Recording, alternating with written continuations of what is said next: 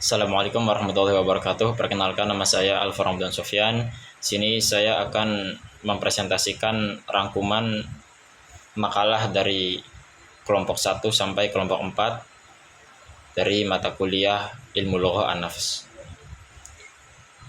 Langsung saja ke judul yang pertama, yaitu konsep dan tujuan Ilmu Lugha An-Nafsi.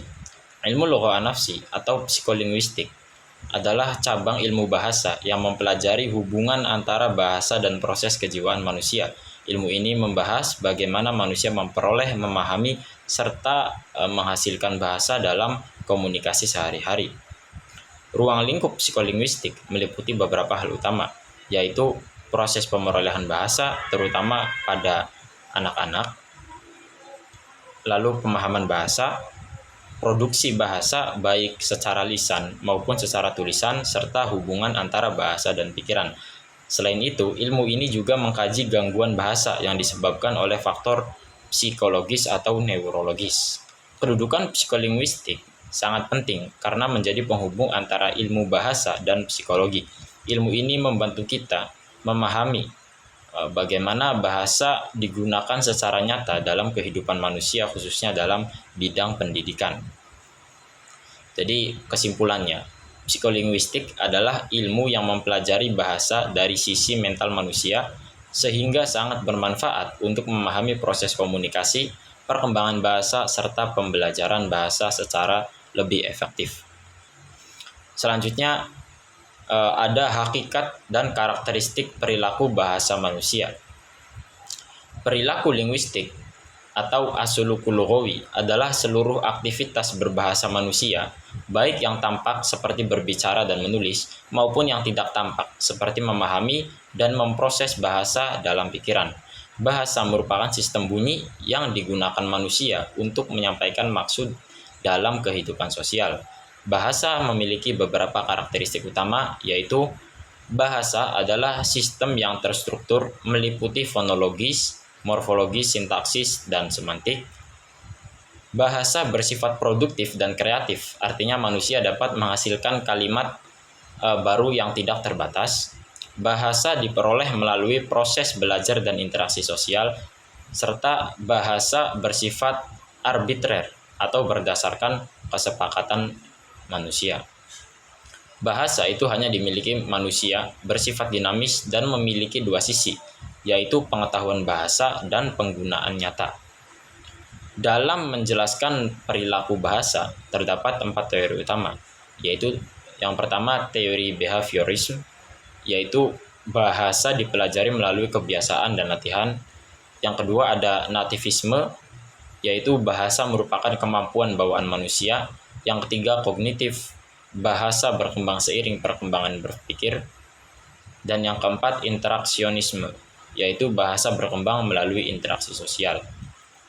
Nah, jadi kesimpulannya, perilaku bahasa manusia merupakan fenomena kompleks yang melibatkan aspek mental, sosial, dan budaya. Oleh karena itu, pemahaman bahasa tidak bisa dilepaskan dari berbagai disiplin ilmu, termasuk psikologi dan linguistik. Judul yang ketiga yaitu dasar-dasar fisik, sensorik, fisiologis, dan neurologis bahasa. Bahasa merupakan alat komunikasi utama manusia yang tidak hanya berupa sistem simbol, tetapi juga melibatkan proses mental dan biologis. Dalam psikolinguistik, bahasa dipahami sebagai proses yang melibatkan berbagai aspek, yaitu fisik, sensorik, fisiologis, dan neurologis. Pertama, dasar fisik bahasa berkaitan dengan bunyi sebagai gelombang suara.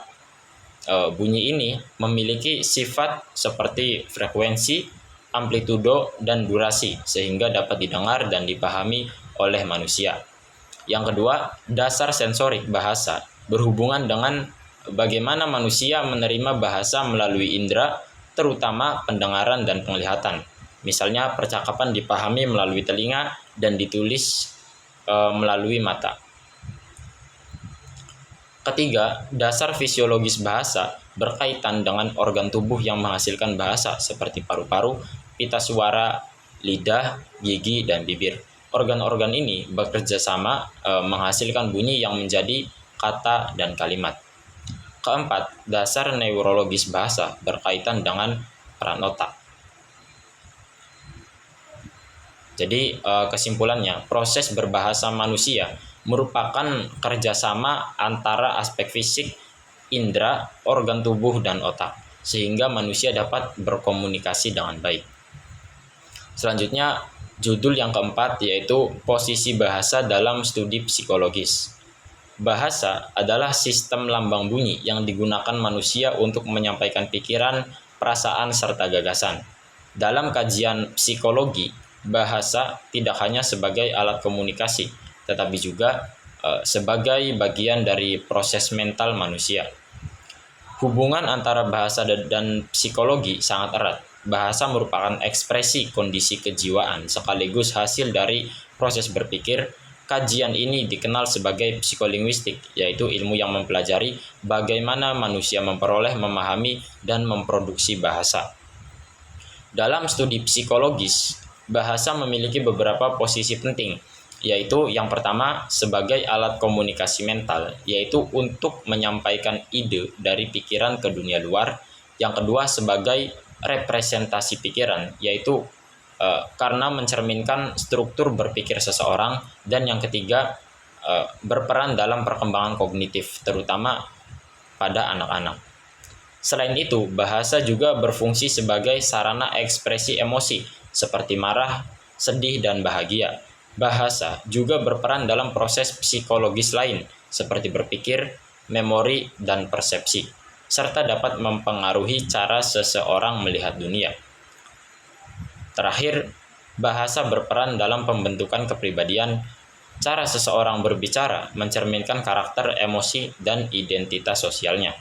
Jadi kesimpulannya, bahasa memiliki peran yang sangat penting dalam kehidupan manusia, tidak hanya sebagai alat komunikasi, tetapi juga sebagai bagian utama dalam proses mental, perkembangan kognitif, dan pembentukan kepribadian.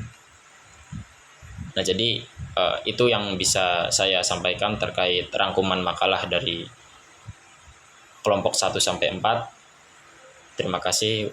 Wassalamualaikum warahmatullahi wabarakatuh.